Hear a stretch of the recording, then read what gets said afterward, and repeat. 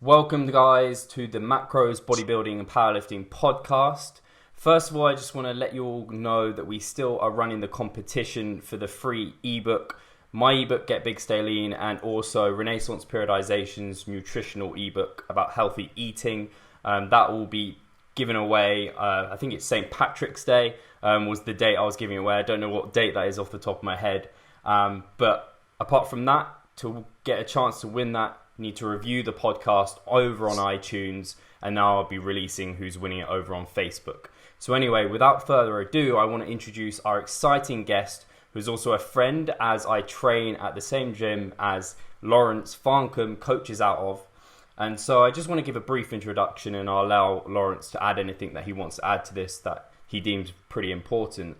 So Lawrence has got over 2 decades of experience in strength and conditioning, so very well experienced, and has a background in combative sports, and loved the idea of building a perfect athlete, which I got from his 1 Rep Max method book, which I think is fantastic. And I love that quote, trying to build a perfect athlete. It's just a very cool thing, and I had never really thought about it.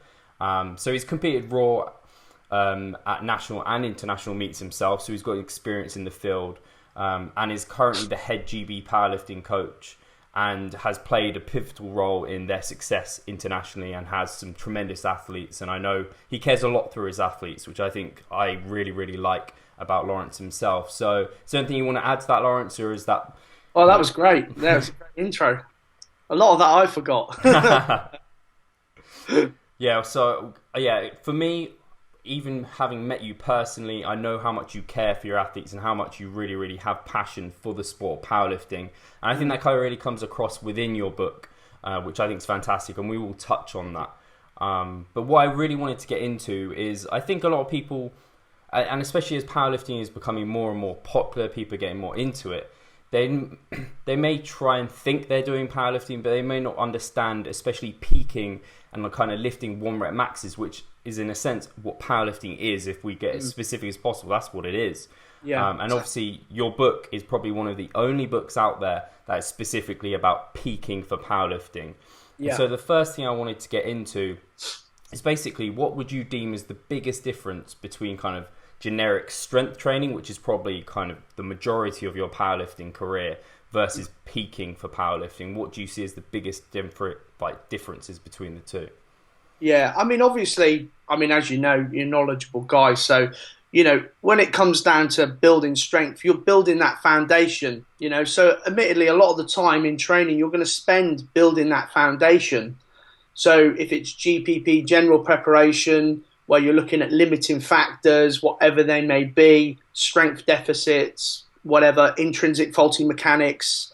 Again, what most people don't really realize, and in powerlifting, they tend to be over obsessed with how much they can lift and not how well they can lift it.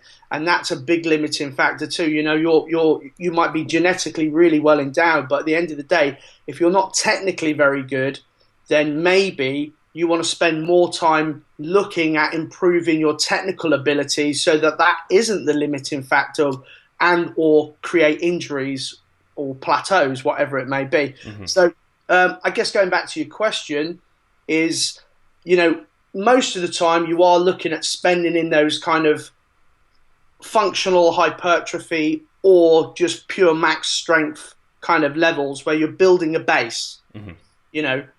Once you've built that base, it's all about peaking. Really, tapering is what peaking is, predominantly. Tapering off volume, increasing intensity. I mean, there's tons of meta-analysis that will support that increasing in intensity in strength and power sports is effectively how you're going to create a better peak, but you obviously have to drop down the volume to accommodate that.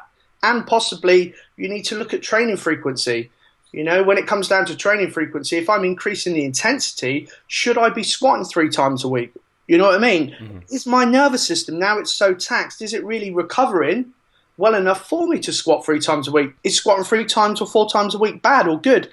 Depends, doesn't it? Depends if you're peaking up, if your nervous system's getting mashed up, if you can lift 350 kilos, or if you're only lifting 150. Maybe you can lift 4 times a week. But yeah, it's all about, I guess the book is all about creating the best peak off of what you've created underneath that. Mm-hmm. Yeah. So Yeah, I guess, and you importantly talked on training volume and intensity. And during strength training, kind of, you need both of these kind of quite high, so you're building kind of a lot of strength, and that's the best way. But that is going to create a lot of fatigue, with it fitness, but that then your preparedness, which is kind of your peak strength, is going to be covered, and you're not going to be able to see your peak strength. that's right. Yeah, or mask it. Exactly. So that's why you have to taper, and I think a lot of people get confused because they might think, oh, I'm at the last week of my strength cycle, I'm then going to try and kind of hit an AMRAP on a maximal load, and it's like, well, you're actually probably really not going to get a very good kind of measure on what you can achieve. Totally.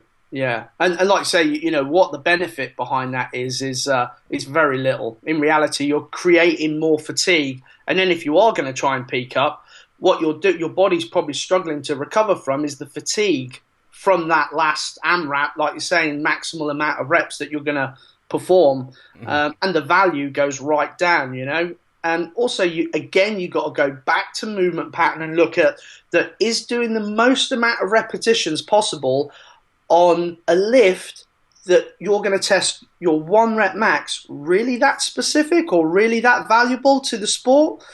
Ultimately, if I see someone being able to do 150 kilos for 20 reps, it's a waste, because at the end of the day, in fact, it tells me nothing. It just probably tells me that actually they might not be very well suited. Well, let's say 100 kilos. They might not be very well suited to the sport of powerlifting, because they're actually quite slow twitch. Their ability to perform high reps is quite good. Therefore, they're not going to be the best powerlifter in the end. They're not that well endowed when it comes to a 1 rep max, tapping into those high threshold motor units. So, yeah, I think like you say, the foundation or the building strength previously, it's a huge subject, and it's going to be very specific to the individual about how you need to do that. Is it a lifter that does need to focus on functional hypertrophy because they are at the bottom end of that weight class and they're gangly, and in reality, you can see visibly as well that they would benefit from more mass. But there's a trade-off with that if they're doing those higher reps, the chances are their movement pattern might suffer because they're not tapping into the specific motor pattern that they need to achieve a 1 rep max. To effectively look at them and think, well, okay, what's the biomechanically most efficient position or most effective position to lift the most amount of weight within the parameters of sport, which is all about reducing the range of movement so you can hit the parameters of the sport. But yeah, like you say, it really does depend on what that person, and that's why having a good coach is essential, so they can identify, what you need as an individual, what your kinesthetic awareness, your ability to train in motor patterns are. Because, if you are someone at the lower end, but in reality, you're not technically that good a lifter, you'd probably benefit from technique over you would mass straight away, because if you're trying to go for those higher rep ranges, to try and train in really good mechanics is going to be a lot harder and less likely. Every rep you do, you become more fatigued. The more reps you do fatigued, the more likelihood you're going to train out a good motor pattern. Practice doesn't make perfect. Perfect practice makes perfect. And being able to do multiple sets of triples at lower intensities potentially with perfect form is better than doing, for instance, relative intensity, so how it feels if you're doing loads of reps where you're exhausted and your movement pattern breaks down. It's a real American thing, that that's I tend to find. No, yeah, it's part of strength, or a big part of strength isn't just kind of, we all know kind of a bigger muscle can be made stronger, and kind of some researchers try and say that that's not necessarily true, but like you always can see big guys. Got to be some truth behind it, hasn't there? I mean, we can all inherently know that that's true, without seeing a study to tell us that. But you picked out a great point in that strength, and a big part of it is the neurological, the technique side, which makes kind of, that's why you can get smaller lifters who aren't necessarily that big, but they have nailed their technique. And that's something I know you're personally big on, technique, and especially, I guess, for peaking, when one of the elements of peaking is obviously specificity. So we talked about kind of GPP phases or hypertrophy phases going to strength, and then peaking is as specific as you want to get, because you're getting towards those 1 rep max lifts. So in terms of specificity, kind of how does as you go through a peaking cycle, as you're getting away from kind of strength training and more specifically tapering and going to peaking, how does that specificity come in? Kind of, do you focus primarily just on the main 3 lifts? Does the training intensity get into a certain kind of percentage that you kind of stick to? Do you get rid of kind of bands and chains and things like that? How does that develop? Yeah, totally. It's a good question. Yeah, I mean, obviously, specificity is key. You know what I mean? Effectively, you've got to reduce fatigue, elevate fitness, and enhance specificity. I still can't pronounce it. And that's really the goal, isn't it? And based on that, we talked about volume. And in reality, if you're trying to do too much, if you're trying to do things that are accommodating your strength curve in like chains, bands, well, they're not that specific. They're great for creating a super maximal effect on the nervous system, but they're not that specific. So in reality, when you're coming in, you probably do need to drop out all of the stuff that's less specific. I kind of have a rule, if I'm totally honest, and it does change from time to time, and I think I did write about it a little in the book. And it's, if you're somebody that's, for instance, more of a novice, not super strong yet, or even if you're intermediate female, maybe you fall in that category because your nervous system's going to probably not get so mashed up by the weights that you're lifting. In that case, you could probably do your main movements, obviously squat, bench, and deadlift, and assistant work that's a similar motor pattern, that are probably focusing on your strength deficits. And if it's done right, you can build a little bit of strength without creating too much fatigue. But if you're a much stronger lifter and, you're lifting, let's say, 300 kilos or close to it or more, do you really want to be doing similar motor patterns in that same session? Chances are you'd probably benefit from doing smaller muscle groups that weren't, from really small stuff. Let's say you were lacking in the VMO, vastus medialis obliquus. And that was something you've had injuries before, and you've got patella tracking problems, that maybe you're just better off doing your squat, and doing a variant if you wanted to on a deadlift, and then doing a little bit of VMO work, an accessory kind of exercise, like a Poliquin step up, a TK, whatever it may be, and maybe a bit of leg curl. But at the end of the day, when you're peaking, you got to look at it that it's got to be about reward. If you walk in there that day and you feel tired and you're trying to still add in those small accessories, what's the point? If you're a smaller lifter and you're recovering really quite well because the training frequency, the amount of times you train per week, you've actually gone from 3 squats to 2, and hey, it's no problem for you, you know what I mean? Yeah. As an example, then maybe you even want to do some accessory work that's a similar motor pattern. Like you might want to do, I don't know, some Hatfield squats or something like that, just because you want to keep the muscle hypertrophy in the leg as well, because you're going to, peak for around 4-6 weeks, whatever it may be. So, that may be something you're looking at. But yeah, it is all about specificity. And effectively, you do have to look at, the most important thing is reducing the volume, like we kind of said before, rather than recap over it, and making it as specific as possible. And again, kind of not hyping up the book, but the 1 rep max, what it does is it gives you even that psychological specificity. Because when you're coming into a competition, the biggest problem that people have, and I coach hundreds of lifters, my own and other lifters that come from, from really good coaching programming, like RTS is good stuff, right?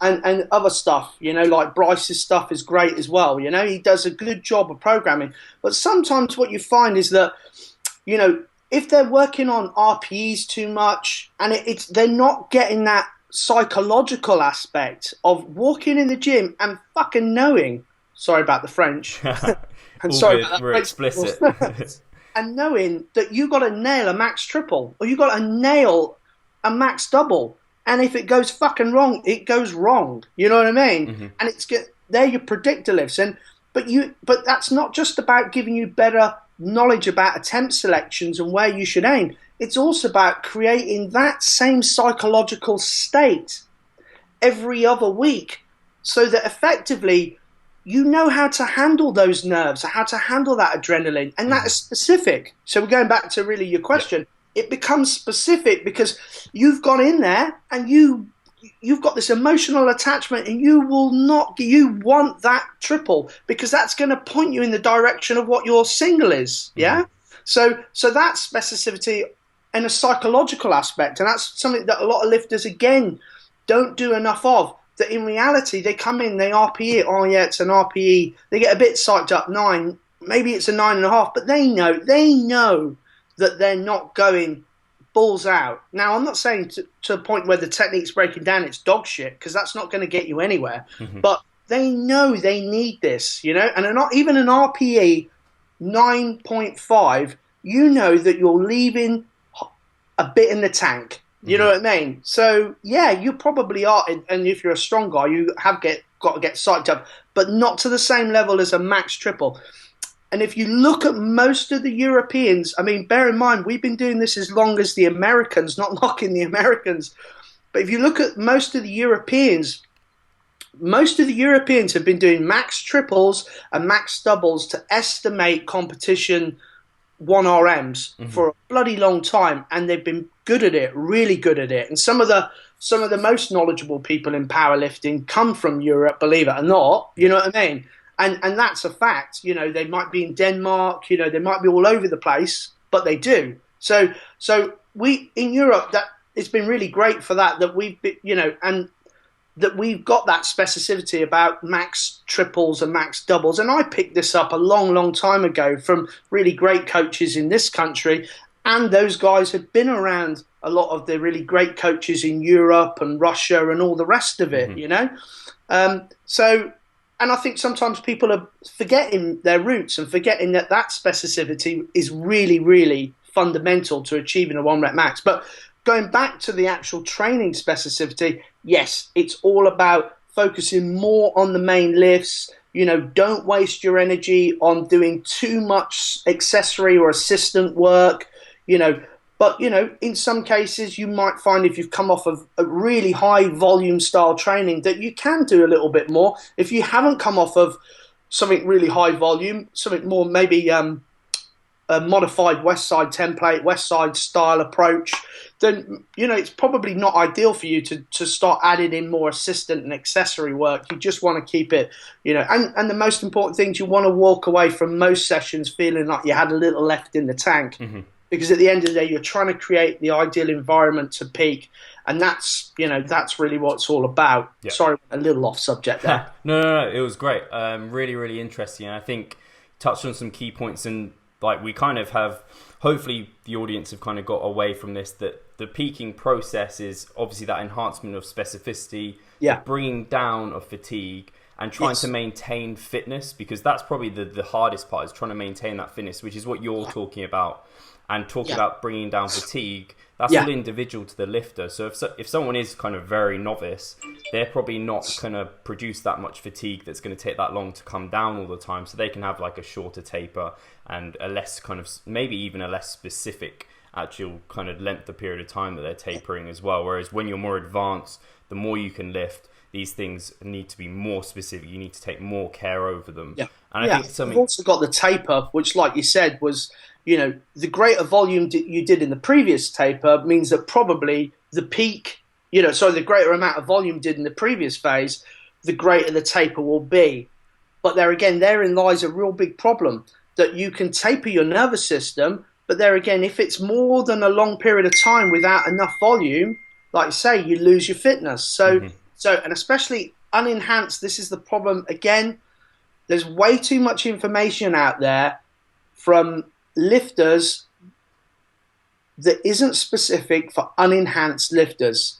And what I mean by that is that their tapers, they tend to do like step tapers, which have been shown to be the most ineffective, where they'll do phenomenal amounts of volume, and then they'll completely, for 2 or 3 weeks, drop the volume so that it doesn't even exist. And they'll just get in there and just do a little bit, maybe 90%, or they might even keep the intensity really high, but they just do almost no volume.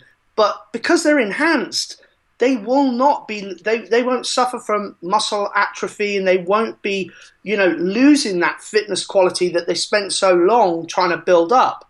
So this is why, again, going back to the book, why small amounts of volume interchange, something undulating and decreasing a linear style taper or an exponential style taper have been shown, again, in research to be much, much more effective than these step tapers, And in truth, step tapers probably do work reasonably well with enhanced lifters. They just do not work at all well. I mean, Jesus, I used to beat my head up 20 years ago trying to do these bloody tapers, these step tapers, and wonder why by week 2 I was actually starting to lose strength. And then I thought I got smart and thought, I know, I need to super compensate. I need to have so much volume in the previous phase that effectively I'm going to overreach and super compensate. So I'm going to have a better training effect. Did it work? No, not well, because the problem that I had was that even though admittedly higher volume is a good thing to a degree, but at the same time, if I'm doing reasonably high intensity and reasonably high volume, by the end of that phase, I am so beat up that what happens, because I'm unenhanced, right? Mm-hmm. I'm so beat up for 2 weeks. For 2 weeks, I'm not actually in a good place. So that means 2 weeks I've had crap training. So not only has it made my ability when I'm peaking up to try and estimate what I'm going to be able to lift, I've got no bloody idea because I'm so beat up I can't hit a good triple or a double. And then I'm trying to go on RPEs or, reps in reserve, whatever it may be, some auto-regulation way of doing it.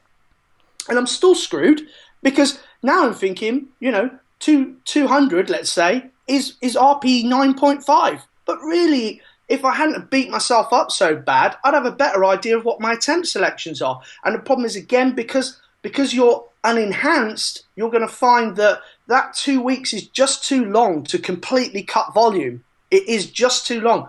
So in reality, definitely increasing volume and intensity in the previous phase, so an SPP phase, is worth doing. Don't cherry pick. And again, I think I mentioned that in the book, don't cherry pick and think, oh yeah, there's loads of research showing overreaching is the way to go. Remember, that research was performed with other sports. And these other sports rely on different motor abilities. So they rely on fitness, skill. Skill, fitness isn't one. Skill, strength, cardiovascular, they need these different, and that combination means that they reduce, they go high and then they go low. But if all they did was strength, the nervous system gets so mashed up for weeks after, it can't do very much. Mm-hmm. And you can't maintain the fitness because you have to drop the level of volume so great that what happens is, even though your nervous system might be bouncing up, you haven't maintained fitness. So this is why, there are 3 types of tapers, and if I'm honest, again, the 1 rep max method is kind of in between a linear taper and an exponential taper, which has been shown, there's loads of research, to be the most effective form of taper. In truth, it's not quite either because it's undulating in volume, which we found to be the best on the way up. So why wouldn't it be the best on the way down? There's no science to back it up, but I have used a hell of a lot of HRV data, heart rate, stuff like that, where I've actually looked at that HRV data and it's backed up that people are recovering, are peaking, and I've done that over a long period of time, which again, I honestly don't think many coaches, or if any coaches, have done when they've used their peaking and tapering methods. They've not used heart rate variability or other forms of testing to know how well their athlete is peaking. And that is, hey, guys, if you haven't got heart rate variability and you're really into training, get it. Because it's going to tell you when you need to do those smaller workouts. Mm-hmm. It's going to tell you. You don't need a coach. And obviously I've tried writing something where it tries to program that in as best as it can based on, the specific stress that the program's creating. But bear in mind that at the end of the day, the book or the method cannot factor in the non-specific stress of your life. So that's why if you're got relationship problems, you're working double shifts, you're not eating, you're not sleeping, whatever. At the end of the day, if you're training smart, you need to factor that into your training, because all stress is relative. Yeah, whether it comes from training, specific stress to what your goal is, or non-specific specific stress from life, it's all relative. And if you don't factor that in, you're not going to get the results you want. Again, that's what good coaches are doing. They might not all have great knowledge when it comes to physiology or methodology, but you know what? Great coaches, what they all do is they all look and they all see, and they've got great knowledge, they've got great experience, which allows them to know when the right time is to back off and when the right time is to push, and how that's going to affect this athlete peaking up. They haven't got a crystal ball. They're not going to be able to kind of say that in the last week where you really tapered off a lot, that other factors aren't going to come into play. But again, you see, if you've got a good coach, what's going to happen in that case is, let's say it was all great for 3 or 4 weeks, whatever it may be. In the last week, everything went dog shit. You know what I mean? But you know what a good coach will do? They'll turn around and tell you, look at you on the day, and they will assess the numbers they think you can honestly get on the day. Not what your training said, because remember, again, a 1 rep max is a dynamic variable. It changes from day to day.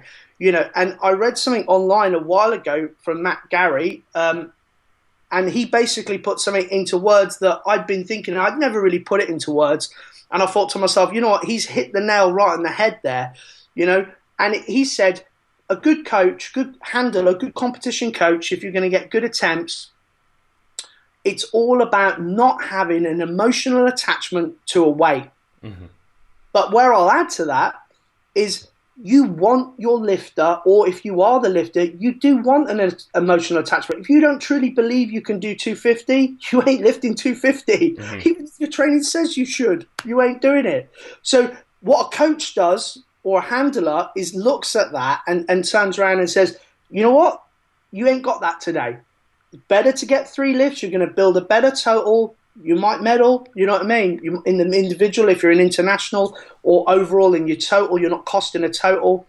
But at the end of the day, they need to separate themselves and look at it and say, you know what? They haven't got that. Or, you know what? There's a medal and it's 5 kilos off. I honestly think they've got more in the tank than they think they have. And then as a coach, you need to go away and go, tell me what you honestly think. What is the honest biggest you can do? And when they tell you a number that's going to put you in a medal, you're going to say, I believe that too. You can do this. And you need to then reconvince them, this is the fucking number, because we want that medal. Yeah, I think it's fantastic. And I think that's when having that relationship with your coach is so important for whatever it might be. I mean, I find it really important for nutrition, for any sort of training, to have that relationship so you can be open and honest and have a real trust in your coach. I think that's really important. And I just wanted to touch on the heart rate variability, because I think that's really interesting. And I know RTS have their own kind of system they use within, Mike Teixeira has his own kind of system there. And I've used, I remember using a tap test on my phone, which however many taps I got was going to tell me. That was what I was thinking. I was like, yeah, okay. Yeah. Yeah, so, but I think something I've used as well, and it's probably because I work online more so than yourself at the moment, and you have clients one-on-one, so you can kind of see bar speed, you can talk to them, see how they are. Something I really find helpful is if people are doing their own coaching, they might be able to kind of relate to this. It's like having a kind of a rating of how that set felt. So was it really slow? Was it grindy? Or did it feel okay? Was it tough? Or was it really easy and smooth? That's kind of a bit of a rating system that people can probably use for themselves during these times. And also, I just talk to the person. Write that down. That's good for my online clients. Yeah, no, it helps me a ton, kind of knowing whether I feel like they can do more, whether they need to back off or do less. And obviously, I talk to them, and you talk to your coaching clients as well, and just asking them how are you feeling, kind of what have you got going on during your life and stresses like that. And that's so actually important. Something I wanted to talk more on. Something I absolutely loved within the book was how you talked about kind of the sympathetic and the parasympathetic state. And for people who don't know, the parasympathetic state is what we're talking about, kind of that kind of relax, rest and digest. And although that's important all the time, obviously you really emphasize how important it is during peaking. Have you found kind of ways to improve that for your lifters, how you kind of get them to really, like, if they're traditionally stay up really late and they don't care about their nutrition, how do you kind of convince them how important it is right now? Yeah, I mean, I think ultimately you kind of hit the nail on the head when you were saying about, you know, depending on who they are, and that's totally it. You know, you've got more nervous lifters that you know you're going to have to encourage them a lot more to just try and chill out. And when they say, oh, you know, I was thinking about the lifts I'm going to take, you say, don't do that, I'll think for you. You know, in truth, you know, the worst thing is people talk about visualization and they say, oh yeah, it's brilliant. It is. But remember, it creates stress. Every time you think, you cannot tell me if you're a good lifter, you don't think about what you're going to try at a competition, your heart rate doesn't go up. Because if you don't, you're probably not a good lifter, you know, or you're in the wrong sport. You know, maybe the sport for you would be meditation or something. But it is. But anyway, the point of the matter is, yeah, I think that needs to be, you know, as a coach, that needs to be applied individually. Where some lifters, you know, they're lazy bastards, and that actually serves them well because you can, you know, you want to fire them up, even if you're online, you know. I wrote something with one of my online lifters the other day. I called him out as a pussy in front of everyone, you know what I mean? Because I was trying to get an effect. Yeah. Because, and you know, not to go into great detail, but I honestly thought he had the third rep. And there's a lot more behind the scenes why he put the bar down and didn't quite give it 100%. I understand that, but at the same time, you know, and it was about risk and cost, meaning that last time he dropped he had, I don't know, I think it was like 270 on the bar, and he dropped 270 and he bent his Texas bar. So the cost and the risk, he was pissed off. So now he's got a nice new Rogue bar, and he was like, I'm not risking it. But you got to risk it, and unfortunately for him, you know, he trains on his own. So effectively, if he had two side spotters, then he would have risked it. He would have done it, and sometimes you got to risk a little. You know what I mean? Yeah. So I think going back, actually, I always tend to do that, divert a little off. But going back to what your question was, yeah, recovery and focusing on parasympathetic nervous system is key when it comes right down to peaking. You know, if you can, again, I had a conversation yesterday with, actually, I think you saw him, the lad I was coaching. That was a guy who's got a European title fight coming up. So it's a massive fight for him. It's life-changing. If he wins this fight, he's got a new fucking life. You know what I mean? It's, you know, it's a big title to win for him. You know, it's one off of a world title, right? So in reality, you know, I had the very same conversation with him just yesterday. So you know what? Creating a peak is a peak, whether it's for a world title fight or for a divisional competition or a world championships. It's still a peak. So the same principles are true, you know, to a degree. So I said to him, he said, Lawrence, can I finish my coffee now? I like my coffee. Can I finish it? It was the end of the workout, and I got it, and I threw it in the bin. I said, no, fuck off. And he went like that, and he went, why? And I went, because in truth, you should have drunk that about 15, 20 minutes before the session. Because remember, it's stimulating his sympathetic nervous system. You know, adrenaline. I know some people have become quite immune to caffeine, but that's not a good thing anyway. You know what I mean? So I was still trying to get what I was trying to get from him. So I threw the coffee in the bin. He moaned like hell, and I told him to piss off. But the point of the matter was what I was really trying to get from this guy. But I also said, now, Arthur, when you go home, I want you to go home and I want you to just chill, man. Chill. This was the second session of the day. It wasn't a hard one, to be fair, but still. I want you to chill out, mate. And I want you to, because we need to focus on the recovery. And obviously, the more times you're training, the more you need to recover. Yeah. So again, that's a little thing with the coffee, you know, drink it before the workout. If you're drinking coffee after, you're stimulating your sympathetic nervous system. You want to stimulate your parasympathetic nervous system and chill. You know what I mean? You know, digestion, all the rest of it, you know. That's what you want, increased growth hormone, all of these recovery stuff, you know what I mean? That's what you're focusing on. And it's really important that after every session, you try and stimulate that parasympathetic nervous system so that you can recover really, really well for the next session. Yeah? rather than walking around and creating this long-term fatigue coming in.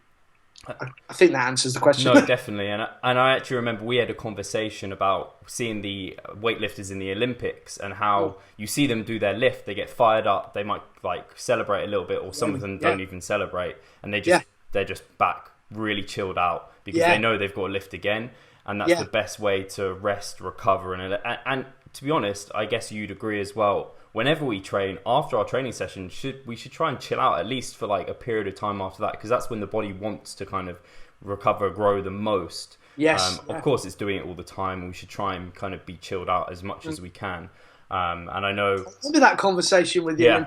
Because we were saying, because it's true, isn't it? Because they are such great athletes that, you know, even though I think powerlifting, we focus too much on their training systems and what they do, and it's not the same thing, and we shouldn't do that. But I think that as athletes, they're such great athletes that, you know, we were talking about, because it was so cool to watch just how they could, like, you know, they were so professional, so great, you know, where it came to, they could switch it up and turn it down, switch it up, turn it down.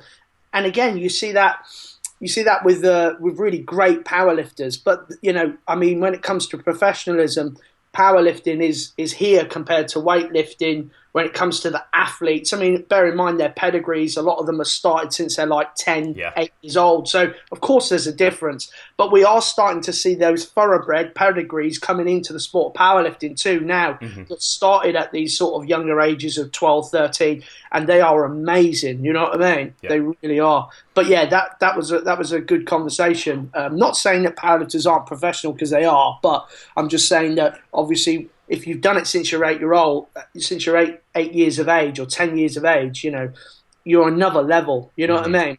Yeah, totally. And actually, on a related note, I'd be interested to hear what your thoughts are on kind of some lifters get very revved up before their lifts, and like even kind of all their lifts, seemingly like every single training session, they're like, maybe even they're smelling salts every time. And obviously doing that high degree, that's very stressful, like, and missing lifts is very stressful.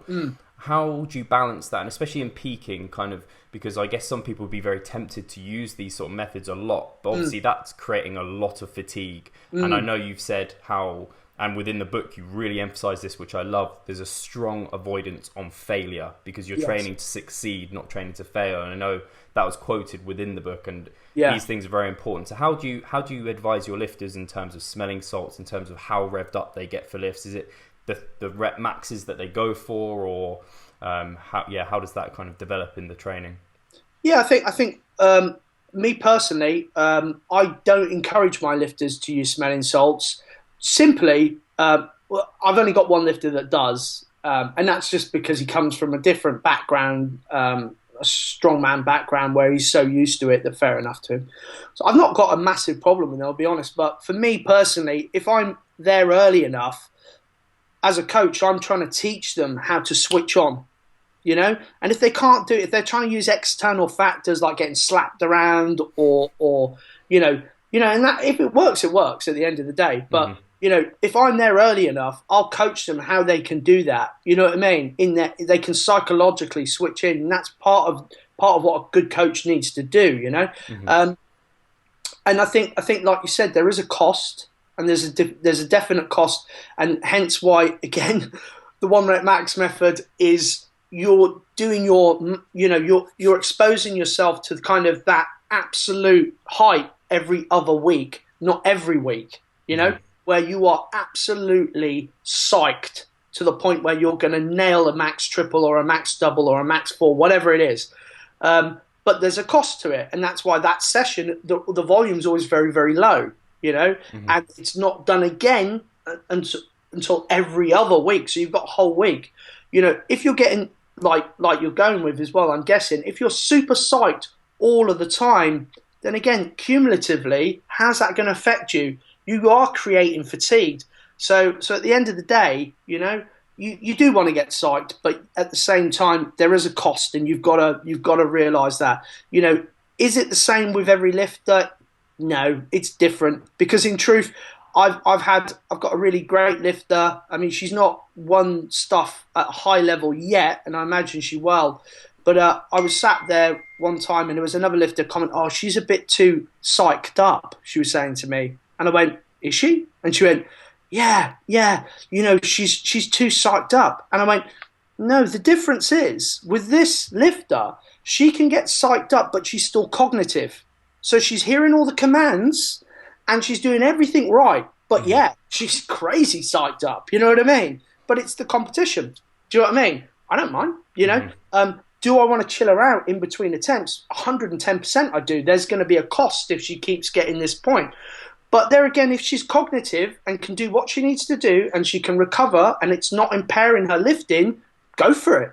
And yet other lifters, I've tried to psych them right up to a degree, and it doesn't work because then they're not cognitive and then they miss their lifts on technical issues. So I have to bear in mind, I need to find the right point, or they need to find the right point, if they haven't got a coach, where they get psyched up, but they're still in control and cognitive. If you can go crazy psyched up, and as long as it's not creating fatigue and be cognitive, do it. If you can't do that, then don't do it, because even if you got the lift, you missed on our technicality or something, it probably is not worth it. Yeah. No, I can relate to that, especially for myself personally, I hadn't got psyched up for many lifts recently, and then I did for one squat, and I went, and it was my final set, and I went to do it, and I was like, my foot positioning's off, my first rep felt like crap. I was like, well, I'm gonna have to re-rack this and like chill out and go again. So I think it's probably something you can actually train yourself at, like you said. Definitely. If you can, you should train at it. Yeah. So I think it was just a great point, and kind of the whole avoiding failure, avoiding kind of all these really massively stressful things, and remembering what the point of the taper is to reduce these factors. And you're kind of going with the intensity there just to kind of familiarize yourself to how that's all going to feel. So if I just want to kind of round off and make sure people know where they can find out more about yourself. I know you're active on Instagram, you're on Facebook. So if you just want to kind of drop, where would you like most people to kind of try and find you? Or you've got your website as well, so maybe everything's on there. Yeah, I mean, to be honest, if you check out Instagram, I under Strength Coach Farncombe, I try to upload as many videos as I get a chance, which I've got very little time, but I do upload normally every day, twice a day, of lifters. For me, I'm not one of these people. You know what? I'd rather just show the results I get through what the lifters can lift. You'll see them rather that are good lifters, that might not be lifting that much, but technically they're good. And guess what? In a year, they'll be great. I guarantee it, Why? Because they're technically good. Or they'll be great lifters lifting insane amounts of weights, And so it's fun. I upload those, and I try to upload things that when I'm impressed, I think I'm impressed with that, I'll upload it. I can't be bothered to upload stuff that's just something boring. You know what I mean? Because it doesn't interest me neither. Yeah, so you can check it out, Instagram, or like I say, my Facebook. Again, it's all Strength Coach Farncombe. Just Google it or Instagram it and you'll see it there. Check out the book if you are interested in peaking up.